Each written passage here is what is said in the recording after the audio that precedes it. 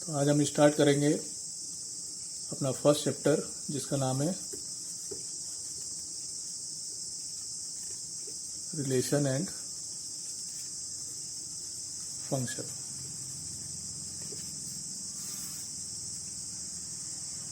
तो जैसा कि आपने 11th में भी थोड़ा सा रिलेशन के बारे में पढ़ा है, तो मैं उसका क्विक एक आपको रिवीजन दे रहा हूँ। यहाँ पर आपने सेट के अंदर अलग अलग ऑपरेशन पढ़े थे, जिसमें से यूनियन, इंटरसेक्शन, डिफरेंस और एक पढ़ा था आपने कार्टेशियन प्रोडक्ट। तो यहाँ पर मैं थोड़ा सा रिवाइज करा रहा हूँ आपको। Cartesian product of two sets. तो suppose A and B are two non-empty sets. Then A cross B is equals to set of ordered pair AB, where A belongs to A and B belongs to B. तो कहने का मतलब A cross B जो होता है वो ordered pairs का set होता है, जिसमें फर्स्ट एलिमेंट A का होता है और सेकंड एलिमेंट सेट B का होता है। फॉर एग्जांपल, अगर सपोज सेट A है 1 2 और सेट B है आपका A, B, और आपको फाइंड करना है A क्रॉस B। तो A क्रॉस B होगा ऑर्डर्ड पेयर का सेट, जिसका फर्स्ट एलिमेंट A का होगा, सेकंड B का। तो पहला ऑर्डर्ड पेयर बनेगा आपका 1 A, 1 B, फिर 2 A एंड 2 B। इसी तरह मान लो आपको B क्रॉस A फाइंड करना है, तो इसमें ऑर्डर्ड पेयर जो होंगे उसमें फर्स्ट एलिमेंट ऑफ B का होगा और सेकंड A का। तो जो पहला ऑर्डर्ड पेयर होगा A, 1, A, 2 नेक्स्ट, फिर B, 1 एंड B, 2। तो ये है आपका A cross B and B cross A। जैसे कि हमें पता है दो ऑर्डर्ड पेयर इक्वल नहीं होते हैं, A B is not equals to B A. तो यहाँ से हम एक प्रॉपर्टी बनाते हैं कि A cross B is not equals to B cross A. Next एक प्रॉपर्टी देखा हमने, ए और बी सेट में दो एलिमेंट हैं, तो ए क्रॉस बी या बी क्रॉस ए अगर हमने निकाला तो उसमें 1 2 3 4 एलिमेंट्स हैं। तो नेक्स्ट जो प्रॉपर्टी बनती है, number of element in A cross B equal होता है number of element in B cross A, और ये इक्वल्स टू होते हैं number of element in A into number of element in B. फिर नेक्स्ट प्रॉपर्टी है आपकी कि किसी भी सेट का एम्प्टी सेट फाई के साथ कार्टेशियन प्रोडक्ट करेंगे तो आपको फाई मिलेगा। फिर नेक्स्ट एक प्रॉपर्टी है, let set A has m elements and set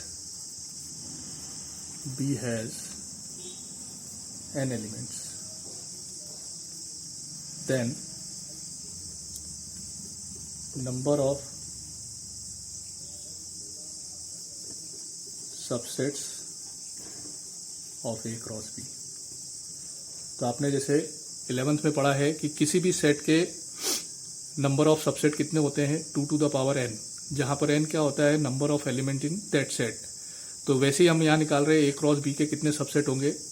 तो सबसे पहले हम ये देखेंगे कि ए में m एलिमेंट है और बी में n। तो ऊपर जो मैंने एक प्रॉपर्टी बताई, number of element in A cross B होता है number of element in A into number of element in B. तो ए क्रॉस बी में कितने एलिमेंट हो जाएंगे फिर, m इंटू n। तो उसके कितने सबसेट हो जाएंगे फिर, 2 की पावर mn। तो ये तो कुछ रिवीजन हुआ किसका, आपका 11th का। अब यहाँ जो हम पढ़ेंगे रिलेशन के बारे में, तो आपने थोड़ा सा टॉपिक रिलेशन का भी पढ़ रखा है, तो मैं उसको भी क्विक रिवाइज करा देता हूँ एक बार।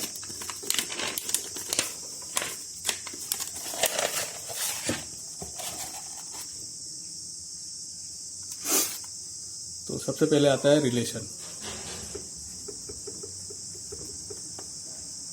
तो मान लो ए और B are two sets, then a relation from A to B is a subset of A cross B. That is, R is a subset of A cross B. जहां पर A और B के एलिमेंट किसी एक rule से associate होते हैं, जुड़े हुए होते हैं, तो उसे हम क्या कहते हैं? Relation. Where elements of A and B are associated with some rule. जैसे कि मान लो हमने एक ए सेट लिया 1 2 3 4, बी सेट लिया मैंने 2 4 7, और ये मैंने रिलेशन डिफाइन करा आर इज अ रिलेशन.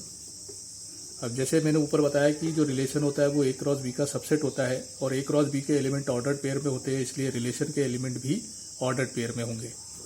तो ये रिलेशन है ए कॉमा बी ऑर्डर्ड पेयर. तो इसे हम ऐसे भी रीड कर सकते हैं कि ए रिलेटेड है किससे? बी से. अब वो रिलेशन ये है ए डिवाइड्स बी, जहां पर ए का एलिमेंट है और बी का एलिमेंट है. अब ये इस रिलेशन का कहलाता है सेट बिल्डर फॉर्म. अब अगर हम इसका रोस्टर फॉर्म लिखते हैं, तो जैसे मैंने रिलेशन डिफाइन करा है ए डिवाइड बी, जहां पर ए का एलिमेंट है और बी का एलिमेंट है. अब ए का पहला एलिमेंट है 1, तो 1 जो है वो 2 4 7 तीनों को डिवाइड करता है, इसलिए इसके अंदर ये 3 एलिमेंट तो हो गए 1 2 1 4 और 1 7. अब सेट ए का नेक्स्ट एलिमेंट है 2, तो 2 को भी डिवाइड करता है और 4 को भी, तो नेक्स्ट एलिमेंट हो गया 2 2 और 2 4. नेक्स्ट एलिमेंट है इसका 3, तो 3 इन तीनों को, बी के तीनों एलिमेंट्स को किसी को भी डिवाइड नहीं करता है, इसलिए 3 के साथ कोई ऑर्डर्ड पेयर नहीं बनेगा. अब 4 जो है वो बी के एक एलिमेंट 4 को डिवाइड करता है, तो नेक्स्ट एलिमेंट हो गया 4 4. तो ये हुआ इस रिलेशन का रोस्टर फॉर्म, जो कि आपने 11th में भी पढ़ रखा है. अब यहां से कुछ डेफिनेशन डिफाइंड होती हैं. डोमेन ऑफ आर, तो जितने भी ऑर्डर्ड पेयर बनेंगे उनके फर्स्ट एलिमेंट का जो सेट होगा उसको कहते हैं domain. The set of first elements of all ordered pairs in R is called domain of relation R. इसी तरह एक नेक्स्ट डेफिनेशन बनती है रेंज ऑफ आर. तो उस रिलेशन में जितने भी ऑर्डर्ड पेयर होंगे उनके सेकेंड एलिमेंट का जो सेट होता है उसको कहते हैं range. The set of second elements of all ordered pairs in R is called range of relation R. तो जो मैंने ऊपर एग्जांपल ले रखा है, तो अगर मैं डोमेन की बात करूं तो जो रिलेशन में जितने भी ऑर्डर्ड पेयर हैं उनके फर्स्ट एलिमेंट है 1 2 और 4, तो इसका डोमेन हो गया सेट 1 2 4, और रेंज हो गया 2 4 7 सेकेंड एलिमेंट का सेट. अब बात करते हैं इसमें कोडोमेन. तो जैसे रिलेशन डिफाइंड है ए टू बी, तो जो आपका बी सेट है पूरा उसको हम क्या कहेंगे? Codomain. The whole set B is called codomain of R. अब जैसे रेंज भी सेकेंड एलिमेंट का सेट होता है और कोडोमेन भी एक तरह से सेकेंड एलिमेंट है B, तो यहां से एक प्रॉपर्टी बनती है, जो रेंज होता है ये सबसेट होता है कोडोमेन का. तो ये सारी चीजें भी आपने 11th में पढ़ी थी. अब जो हम 12th में पढ़ेंगे, ये पढ़ेंगे हम टाइप्स ऑफ रिलेशन. तो टाइप्स ऑफ रिलेशन। तो सबसे पहला जो आता है इसको कहते हैं हम एम्प्टी रिलेशन। तो एम्प्टी रिलेशन का मीनिंग होता है कि जो रिलेशन है वो उसमें कोई भी एलिमेंट किसी भी एलिमेंट से रिलेटेड ना हो।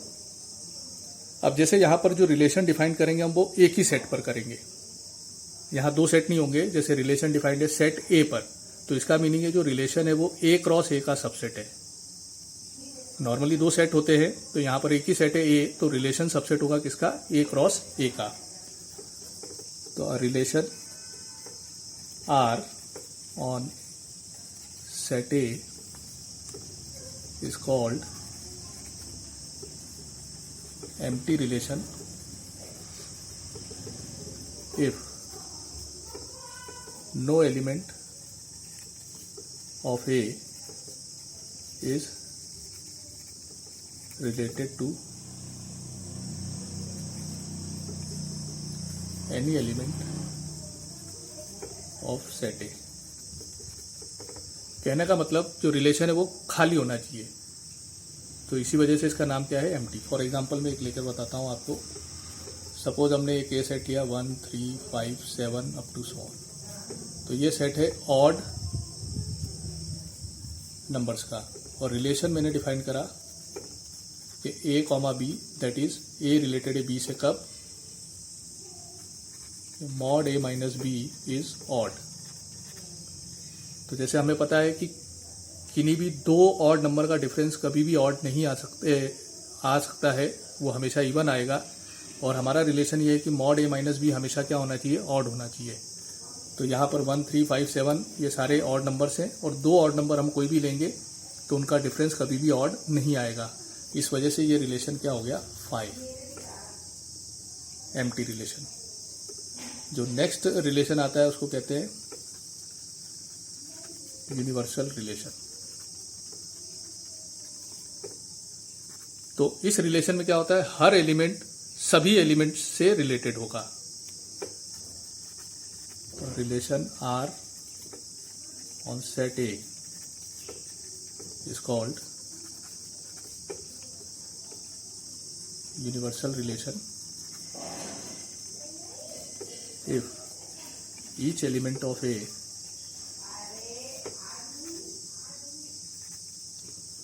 is related to every element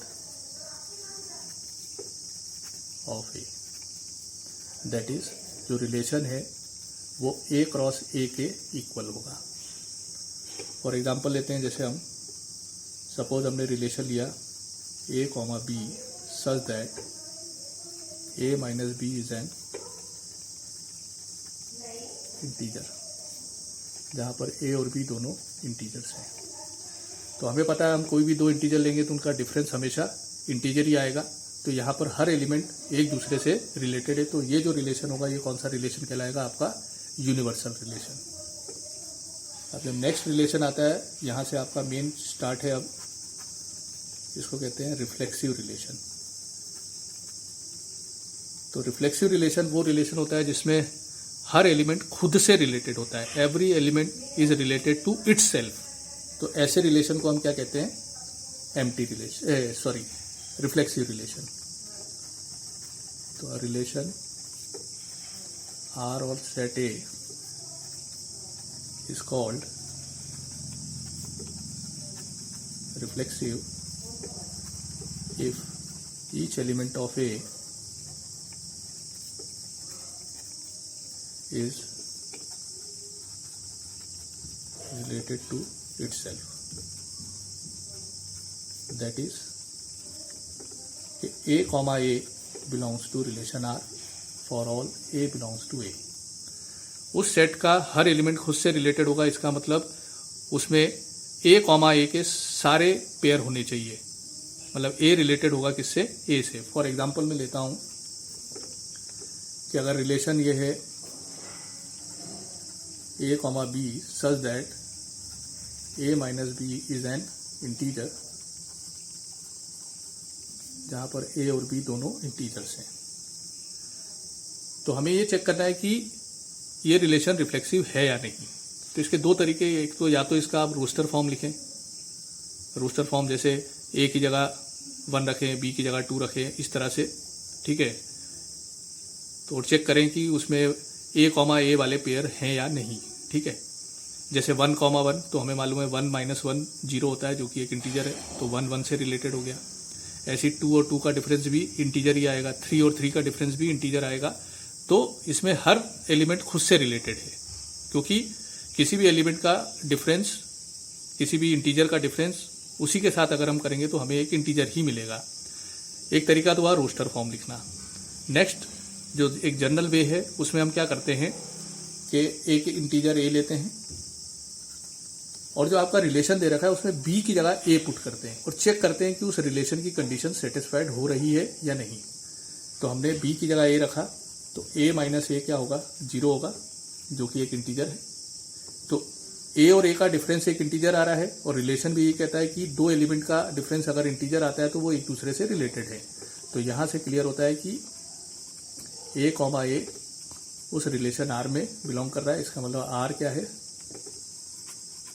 reflexive है। अब नेक्स्ट आता है आपका जो अगला रिलेशन, इसको बोलते हैं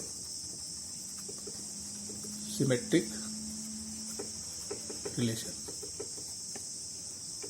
तो मान लो एक रिलेशन R है,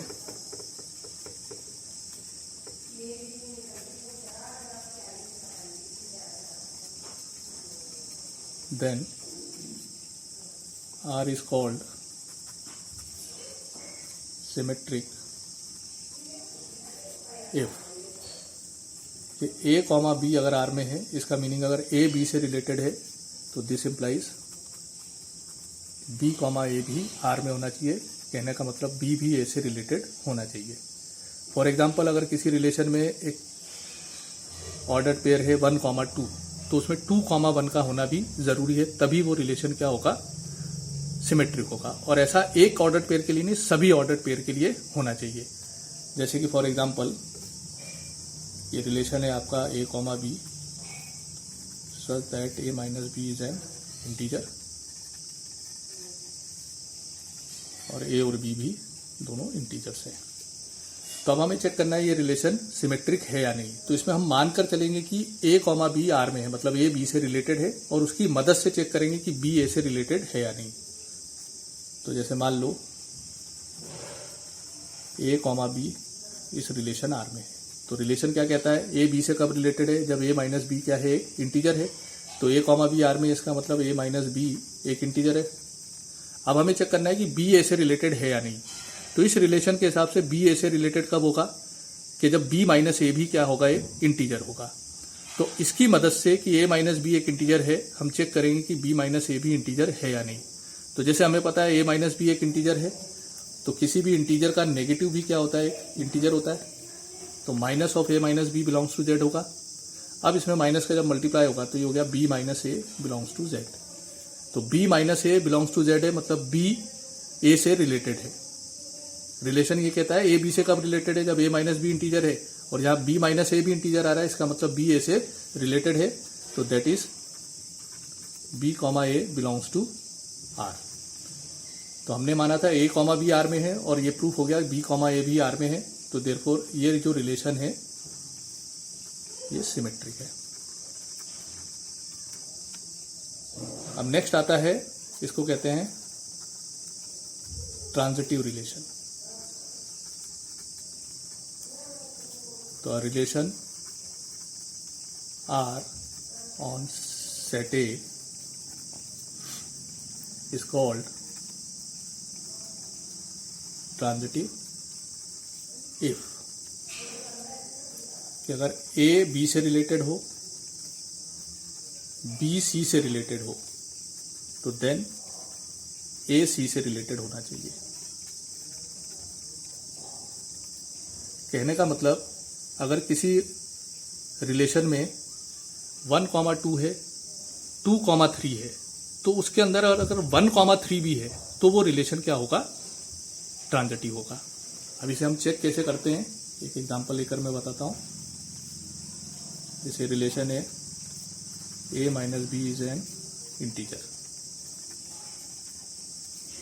जहाँ पर a और b z में है इंटीजर से। तो इसमें हम क्या करेंगे, 3 इंटीजर सपोज कर लेंगे a b c, कोई भी जनरल 3 इंटीजर है। हम मानकर चलेंगे कि a b से रिलेटेड है। तो यहाँ a b से कब रिलेटेड है, जब a माइनस बी एक इंटीजर है। फिर हम मानकर चलेंगे b c से रिलेटेड है।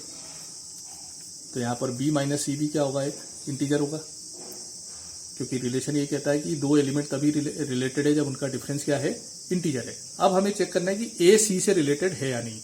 तो यहाँ a c से रिलेटेड कब होगा, रिलेशन के हिसाब से जब a माइनस सी भी क्या होगा, एक इंटीजर होगा। तो हमें पता है 2 इंटीजर्स का सम एक इंटीजर होता है, तो हम इन दोनों को ऐड करेंगे तो a minus B plus B minus C, ये भी एक इंटीजर होगा। तो b से b कैंसिल, तो आपको रिजल्ट मिलता है a माइनस सी क्या है, इंटीजर है। तो इसका मतलब a c से रिलेटेड है। तो हम मानकर चले थे a b से रिलेटेड है, b c से, और रिजल्ट क्या निकला, a c से रिलेटेड है। इसका मतलब r इज ट्रांजिटिव। तो ये एक तरीका होता है ट्रांजिटिव चेक करने का। ये बिना रोस्टर फॉर्म में लिखे हम चेक कर रहे हैं कि कोई रिलेशन ट्रांजिटिव है या नहीं। तो मैं एक बार फिर से रिवाइज कराता हूं। आपको अगर रिफ्लेक्सिव चेक करना है तो आप ये चेक करेंगे कि ए से रिलेटेड है या नहीं। तो इसके लिए आपको कुछ नहीं करना है, एक जनरल एलिमेंट ए सपोज करना है, फिर वो जो रिलेशन दे रखा है उसमें बी की जगह ए पुट करके आप चेक करेंगे वो कंडीशन रिलेशन की सेटिस्फाइड है या नहीं। फिर अगर आपको सिमेट्रिक चेक करना है तो आप मानकर चलेंगे ए बी से रिलेटेड है, फिर उसी की मदद से चेक करेंगे कि बी ए से रिलेटेड है या नहीं। और ट्रांजिटिव में ए बी से रिलेटेड है, बी सी से रिलेटेड है, ऐसा आप सपोज करके चलेंगे और इसकी मदद से चेक करेंगे कि ए सी से रिलेटेड है या नहीं। अब नेक्स्ट एक इंपॉर्टेंट चीज और है ट्रांजिटिव रिलेशन के लिए, वो ये है कि फॉर एग्जांपल मैंने एक ये रिलेशन लिखा आर जो है 1 2 3 4 और 5 6। अब जैसे मैंने कहा ट्रांजिटिव के लिए क्या होना चाहिए, ए बी से रिलेटेड होना चाहिए और बी सी से, तभी हम चेक करेंगे कि ए सी से रिलेटेड है या नहीं। तो आप यहां ध्यान से देखो, इस एग्जांपल में 1 2 से रिलेटेड है बट 2 किसी से भी रिलेटेड नहीं है इसमें।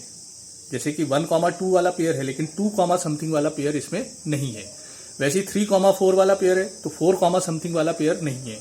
वैसे 5 6 वाला पेयर है तो 6 समथिंग वाला कोई पेयर नहीं है। मतलब यहां पर आप ए बी है तो बी सी यहां पर नहीं है, ए बी है लेकिन बी सी यहां पर नहीं है। मतलब ये रिफ्लेक्सिव ट्रांजिटिव के लिए आपके चीज क्या हो गई, फाई हो गई, क्योंकि आपके पास कुछ भी चेक करने के लिए है ही नहीं, क्योंकि वो पेयर ही नहीं है। यहां पर ए बी है और बी सी नहीं है, इस वजह से ये फाई हो गया। इसका मतलब फाई जो